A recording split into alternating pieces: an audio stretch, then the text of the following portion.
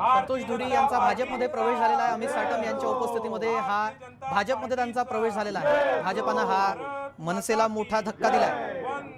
मनसेचे कट्टर नेते म्हणून संतोष धुरी यांची ओळख, मात्र आता त्यांनी भाजपमध्ये प्रवेश केलेला आहे। थोड्याच वेळापूर्वी त्यांनी देवेंद्र फडणवीस यांची भेट देखील घेतली होती।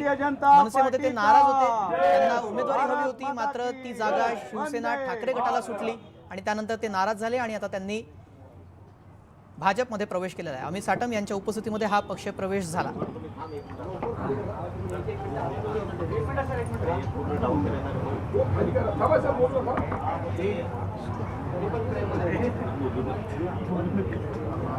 आज या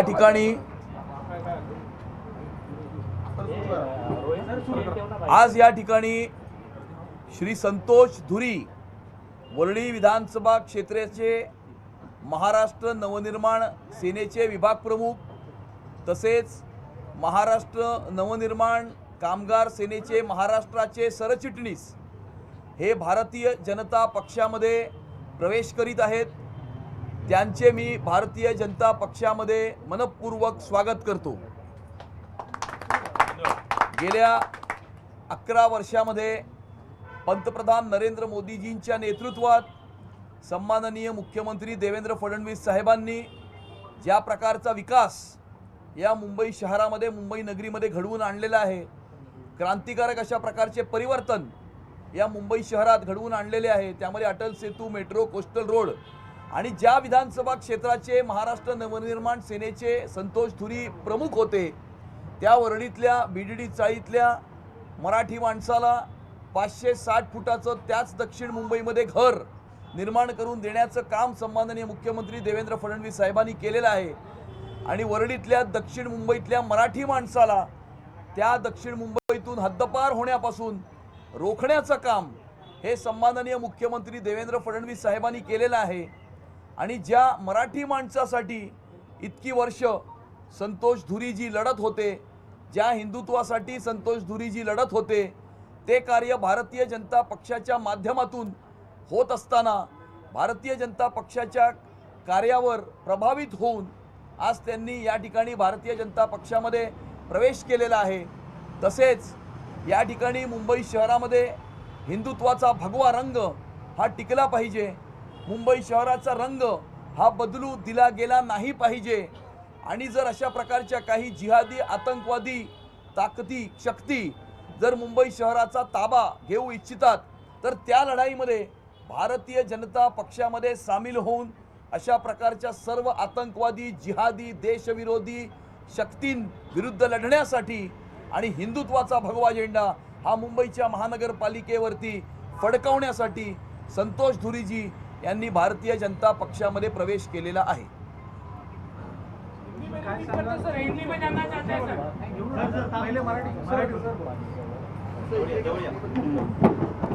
नमस्कार सगळ्यांना, जय श्रीराम। आज सन्माननीय अमितजी साटम आमचे मित्र आणि आता पक्षाचे अध्यक्ष आपलं मुंबई प्रदेश अध्यक्ष अमितजी साटम आमदार यांच्या नेतृत्वाखाली मी या पक्षामध्ये आज प्रवेश करतो आहे। शिरवडकर साहेब तसेच आमचे नगरकर साहेब, कर्जतकर साहेब यांच्या सगळ्यांच्या उपस्थितीमध्ये माझा आज प्रवेश झाला असं मी जाहीरपणे सांगतो आहे। ज्या पक्षाच्या बरोबर आम्ही होतो, जसं अमितजींनी सांगितलं, आता 2007 साली ज्यावेळेला पक्ष स्थापना झाली तेव्हापासून शिवसेनेमधून आम्ही सन्माननीय राजसाहेबांबरोबर आम्ही सगळे जे चाहते होतो, विद्यार्थी सेनेवाले होते, सगळे होते, जे साहेबांचे चाहते होते ते सन्माननीय राजसाहेबांबरोबर आम्ही बाहेर पडलो। पहिले आम्ही शिवसेनेमध्ये होतो, नंतर मनसेमध्ये आम्ही आलो आणि मनसेचं कार्य आम्ही पुढे चालू ठेवलं। महाराष्ट्र नवनिर्माण सेनेनंतर मध्ये आम्ही नगरसेवक झालो, पहिले शाखाध्यक्ष झालो, नगरसेवक झालो, विविध पदं भूषवली। आम्ही एका झेंड्याखाली होतो, आमचं रक्त भगवं आहे। शिवसेनेमधून आलेलो आहोत आम्ही, आज आम्ही मनसेमध्ये आलो, मनसेमध्ये आल्यानंतर ज्या पद्धतीने आता जी युती चालू झालेली आहे, जे हिरव्या लोकांशी जे जॉईन झालेली लोक, त्यांच्यामुळे त्यांच्यातलीच लोक जी तुटून गेली, त्यांनी दुसरा पक्ष स्थापन केला, अशा लोकांनाच साहेबांनी जवळ केलं. आणि त्या लोकांना जवळ केल्यानंतर त्या लोकांनी पूर्णपणे त्या पक्षाचा ताबा घेतला, पूर्णपणे ताबा घेतलेला आहे. पूर्ण आमचा पक्ष साहेबांनी सरेंडर केलाय त्यांना. आज तुम्ही बघितलं असेल की आम्हाला म्हणजे ज्या सीट दिल्या आहेत अशा सीट दिल्या आहेत, दिसायला आकडा 52चा आहे, पण ज्या सीट दिलेल्या आहेत त्या सीट तुम्ही जर बघितल्या तर त्यातल्या 7 ते 8 सीट येतील की नाही शंका आहे. कारण ज्या सीट आम्हाला पाहिजे होत्या त्या सीट तर आम्हाला दिल्या नाहीत. आणि अशा सीट दिल्या आहेत की तिकडे त्यांच्याकडे उमेदवार नव्हते, त्यांच्याकडे नगरसेवक होते तिकडे, पण त्यांची नावं खराब होती म्हणून त्यांनी त्या सीट पण आम्हाला द्यायला तयार झाले. माहीम, दादर, वरळी, शिवडी, भांडूप या ठिकाणी ज्या ठिकाणी आमच्या सीट म्हणजे जिकडे मराठी माणसाचा टक्का जास्त आहे, ज्या ठिकाणी आमची ताकद जास्त आहे, तिकडे आम्ही 2-2 सीट मागितल्या. तिकडे आम्हाला 1 सीटवर त्या लोकांनी हे केलेलं बोळवण केली आमची, आणि पूर्णपणे त्यांना पाहिजे त्या सीट त्यांनी दिलेल्या. माझे तुम्ही काहीतरी मध्ये बातमी लावली होती 194 मला दिला नाही म्हणून मी गेलो, नाराज झालो वगैरे, हा विषयच नव्हता. ज्या वेळेला मी चर्चा केली आमच्या नेत्यांशी की तुमचं घोडं कुठे अडते, तेव्हा त्यांनी सांगितलं की 192 आणि 190 चढ. मी बोललो 192 आणि 190 मला कळलं नाही. आपल्याला प्रत्येक विधानसभेमधून 2 सीट देणार आहे तर कुठे अडते? 194 मिळते आपल्याला, पण आपल्याला 192 आणि 190 महत्वाची आहे. बोलो हरकत नाही, 190 घ्या, 192 घ्या, काय करायचं ते करा, मला मोकळं करा, चला.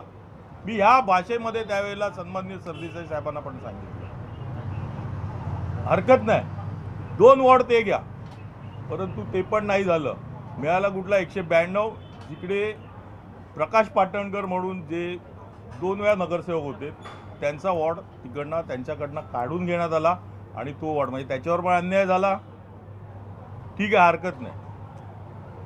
आता पुढची महत्त्वाची गोष्ट अशी होती की आम्हाला या चर्चेमध्ये, मी तर काही नेता नाही आहे, मला या चर्चेमध्ये सहभागी नाही केलं, मला कुठल्याही प्रकारचा राग नाही. मला सीट नाही दिली, मला कुठल्याही प्रकारचा राग नाही आहे, कारण साहेबांनी आम्हाला भरपूर दिलं. परंतु आमचे नेते संदीपजी देशपांडे यांना कुठल्याही प्रकारच्या चर्चेमध्ये सहभागी केलं नाही, कुठेही त्यांना घेतलं गेलं नाही. त्याच्यानंतर ज्या वेळेला विचारणा करण्यात आली त्यावेळेला आम्हाला असं कळलं की वरून असा तह झालेला आहे की त्या तहामध्ये 2 किल्ले सरेंडर केले आहेत साहेबांनी. एक संतोष धुरी आणि एक संदीप देशपांडे, हे 2 किल्ले आमचे सरेंडर केलेले आहेत. म्हणजे काय केलं की तिकडनं बांद्रावरून सांगण्यात आलं, बांद्र्याच्या बंगल्यावरून सांगण्यात आलं की हे दोघं जण कुठेही दिसले नाही पाहिजेत, कुठल्याही चर्चेमध्ये दिसले नाही पाहिजे किंवा कुठल्याही उमेदवार म्हणून कुठेही दिसले नाही पाहिजे. देशपांडे तर काय उमेदवारी करणारच नव्हते, परंतु संतोष धुरी पण कुठे दिसलं नाही पाहिजे, या प्रकारचा तह झाला. आणि हे जेव्हा आम्हाला कळालं त्याच्यानंतर आमची चर्चा झाली. देशपांडे साहेबांना सांगितलं मी, जर असं होत असेल तर बोलो राहण्यात काय अर्थ इकडे. एकतर काँग्रेस बरोबर जाऊन ह्या लोकांनी स्वतःचं रक्त हिरवं केलेलं आहे, आता परत इकडे येऊन आपलं पण रक्त हिरवं करण्याचा प्रयत्न करणार, आपल्याला कुठेही स्थान देणार नाहीत. त्यापेक्षा मी माझा विचार करतो.